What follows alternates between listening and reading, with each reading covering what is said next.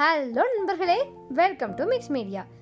இப்போது எல்லா ரெஸ்டாரண்ட்ஸும் நிறைய விதவிதமான ஸ்டைல்ஸ் அண்ட் மாடல்ஸ் பண்ணிட்டு இருக்காங்க. ஆனால் ஒரு ட்ரீட்டுன்னு வந்துட்டால் கண்டிப்பாக பார்பிக்யூ நேஷன் போகிறத மிஸ் பண்ணவே மாட்டோம். ஸோ அங்கே போயிட்டு எல்லாரும் வெஜ் அண்ட் நான்வெஜ்னு பல வெரைட்டிஸ் வச்சுருப்பாங்க. ஆனால் அதுலேயும் இந்த கஜூன் பொட்டேட்டோஸ் தான் ரொம்ப ரொம்ப எல்லாத்துக்குமே ஃபேவரட்டான டிஷ். வெஜிடேரியன் ஆகட்டும் நான் வெஜிடேரியன் ஆகட்டும் யாராக இருந்தாலும் இந்த கஜூன் பொட்டேட்டோவை சாப்பிடாமல் இருக்கவே மாட்டாங்க. ஸோ நம்ம இன்றைக்கி அந்த சூப்பரான எல்லாத்துக்கும் பிடிச்ச கஜூன் பொட்டேட்டோஸ் எப்படி செய்யுங்கிறத பார்ப்போம். வாங்க வீடியோக்குள்ளே போகலாம். ஃபர்ஸ்ட் நம்ம இந்த கஜூன் பொட்டேட்டோஸ்க்கான மெயின் அண்ட் அட்ராக்டிவ் இன்க்ரீடியன்ட் இந்த மைனஸ் தான். ஸோ அந்த மைனஸ் எப்படி செய்கிறாங்கிறத பார்க்கலாம். அதுக்காக ஒரு மிக்ஸி ஜார் எடுத்துப்போம். அதில் நம்ம எக் யூஸ் பண்ண போகிறோம். அதில் எக்கில் ஒயிட் மட்டும்தான் யூஸ் பண்ண போகிறோம், எக் யோக் கிடையாது.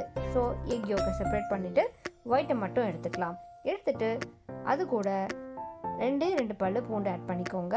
கொஞ்சமாக சால்ட்டு, கொஞ்சம் பெப்பர் ஆட் பண்ணிவிட்டு மிக்சியில் பீட் பண்ணிக்கோங்க. நல்லா மிக்சியில் பீட் பண்ணக்கூடாது, லைட்டாக 1 or 2 வைப்பர் மட்டும் போட்டுக்கோங்க. அடுத்ததாக ஒரு கரண்டி ஆயில் நம்ம ஆட் பண்ணுறோம். ஆட் பண்ணிவிட்டு அகைன் அதே மாதிரி வைப் பண்ணிக்கோங்க. திருப்பியும் இன்னொரு கரண்டி ஆயில் விட்டுட்டு அதையும் அகைன் வைப் பண்ணிங்க அப்படின்னா நம்மளுடைய அந்த மைனஸ் நல்லா திக் பேஸ்ட்டாக வந்துடும். ஸோ இப்போ நம்மளுடைய மைனஸ் ரெடி ஆயாச்சு. அடுத்ததாக இந்த பொட்டேட்டோஸ் வச்சுட்டு என்ன பண்ணலாங்கிறத பார்ப்போம். ஸோ இதுக்காக நான் பொட்டேட்டோவை 2 whistles மட்டும் வச்சு பாயில் பண்ணி எடுத்திருக்கேன் வித் ஸ்கின் அவுட் பண்ணாதீங்க. இப்போ இதுக்கான அவுட்டர் ஸ்கின் நம்ம ரெடி பண்ண போகிறோம். அதுதான் ஒரு பவுலில் கடலை மாவு, அரிசி மாவு, கொஞ்சமாக கார்ன்ஃப்ளவர், மைதா மாவு, இது எல்லாமே 1 teaspoons ஆட் பண்ணிக்கோங்க. உங்களுடைய குவான்டிட்டிக்கு பொறுத்து நீங்கள் இன்க்ரீஸ் பண்ணிக்கலாம். அடுத்ததாக சால்ட்டு, பெப்பர், இதையும் நம்ம ஆட் பண்ணிக்க போகிறோம். ஆட் பண்ணிட்டு நல்லா மிக்ஸ் பண்ணிக்கோங்க. இது வாட்டர் ஆட் பண்ணுறதுக்கு முன்னாடியே நம்ம மிக்ஸ் பண்ணிக்கணும். நம்ம வாட்டர் ஆட் பண்ணிட்டு மிக்ஸ் பண்ணோம் அப்படின்னா எல்லாமே மிங்கிள் ஆகாது. அதுக்காக ஃபர்ஸ்ட்டே நம்ம இதை மிக்ஸ் பண்ணிக்கலாம். கொஞ்சமாக ஸ்பைஸ்னஸ்க்காக சில்லி பவுடர் ஆட் பண்ணிக்க போகிறோம். இது எல்லாமே நமக்கு ரொம்ப சில்லி போட்டு ரொம்ப காரமெல்லாம் செய்ய மாட்டோம், பிளாண்டாக தான் இருக்கும். அதனால் அளவான சில்லி பவுடர் நீங்கள் ஆட் பண்ணிக்கோங்க. எல்லாத்தையுமே நல்லா மிக்ஸ் பண்ணி விட்டுருங்க.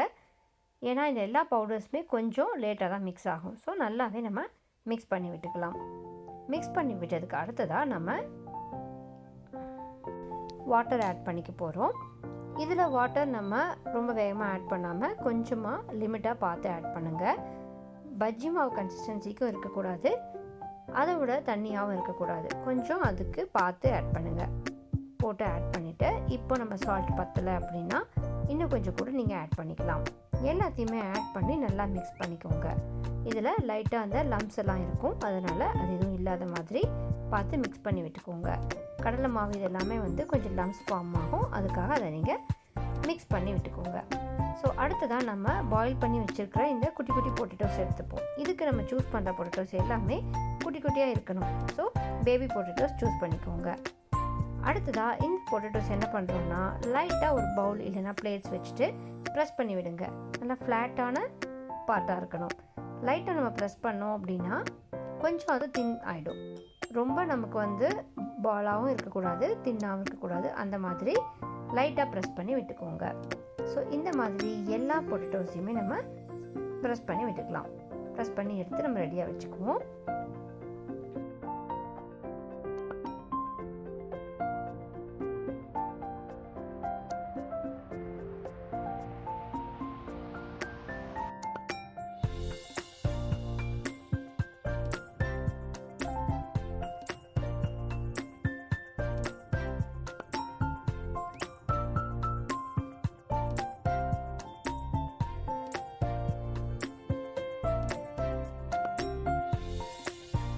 இதே மாதிரி நம்ம எல்லா பொட்டேட்டோஸுமே ப்ரெஸ் பண்ணி எடுத்தாச்சு.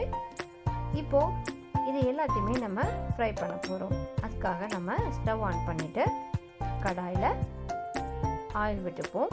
ஆயில் கொஞ்சம் நேரம் கொதிக்கட்டும். இந்த இடத்துல நம்ம இந்த பொட்டேட்டோஸ்க்கு கொஞ்சம் சால்ட் தேவைப்படும். அதுக்காக லைட்டாக நம்ம ஸ்ப்ரிங்கிள் பண்ணி விட்டுக்கலாம். நம்ம பாயில் பண்ணும்போது என்ன தான் சால்ட் போட்டிருந்தாலுமே பொட்டேட்டோஸ்குள்ளே சால்ட் இறங்காது. அதனால் இப்போ நம்ம ப்ரெஸ் பண்ணதுக்கப்புறமா லைட்டாக சால்ட்டை ஸ்ப்ரிங்கிள் பண்ணிக்கோங்க. அடுத்ததாக நம்ம மிக்ஸ் பண்ணி வச்சுருக்கிற இந்த பேட்டருக்குள்ளே நம்ம லைட்டாக கோட்டிங் பண்ணி எடுத்துகிட்டு அதை அப்படியே எடுத்து நம்ம ஆயிலில் ஃப்ரை பண்ண போகிறோம். இதில் நம்ம அந்த பேட்டர் ரொம்ப இருக்கக்கூடாது, லைட்டாக உள்ளே விட்டு டிப் பண்ணி எடுத்திங்கன்னா சரியாக இருக்கும். எல்லாத்தையுமே நம்ம போட்டுட்டு பொறுமையாக ஃப்ரை பண்ணி எடுத்துக்கலாம். ஸோ நம்ம ரெடி பண்ணி வச்சுருக்கிற இந்த மைனஸ்குள்ளார சில ஐட்டம்ஸ்லாம் மிக்ஸ் பண்ண போகிறோம். அதுதான் இந்த மைனஸ்குள்ளே 1 spoon of tomato sauce add பண்ணிக்க போகிறோம். அடுத்ததாக சால்ட்டு, கொஞ்சமாக பெப்பர். நம்ம ஆல்ரெடி பெப்பர் ஆட் பண்ணியிருப்போம், சால்ட்டும் ஆட் பண்ணியிருப்போம். பட் அகைன் நம்ம இந்த டொமேட்டோ சாஸ்லாம் ஆட் பண்ணும் பொழுது இன்னும் கொஞ்சம் நம்ம ஆட் பண்ண வேண்டியதாக இருக்கும். அதுக்காக கொஞ்சமாக சால்ட் அண்ட் பெப்பர் நம்ம இங்கே ஆட் பண்ணிக்கலாம். உங்களுக்கு ஸ்வீட் டேஸ்ட் பிடிக்கும்னு நினச்சிங்கன்னா லைட்டாக 1 பிஞ்ச் ஆஃப் சுகர் இங்கே ஆட் பண்ணிக்கோங்க. இது எல்லாமே ஆட் பண்ணிட்டு நல்லா மிக்ஸ் பண்ணி விட்டுருங்க.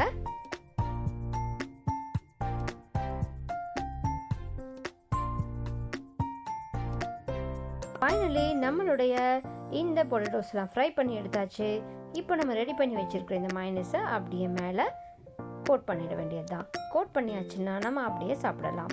இந்த மைனஸோட கோட்டிங் கூட நம்ம இந்த பொட்டேட்டோ சாப்பிடும்பொழுது அவ்வளோ சூப்பரான டேஸ்ட்டாக இருக்குங்க. இதுக்காக நம்ம ஏன் பார்பிக்யூ வரைக்கும் போகணும், நம்ம வீட்டிலே செய்யலாமே. கண்டிப்பாக இதை நீங்கள் வீட்லேயே ட்ரை பண்ணுங்கள்.